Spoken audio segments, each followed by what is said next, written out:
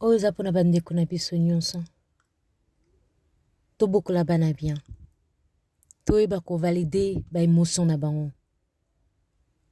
biso na kibomwana soki mwana olela obien mwana abien te obien babeti biso eki tozolela réaction ya baboti eza soki ozokontinue olela bona obakisela okende na chambre kende okelela kuna otielanga makelele te na nsima ntango tokola toyebi koexprime baémotion na biso te parceke na kibomwana bayebisaki biso toujours que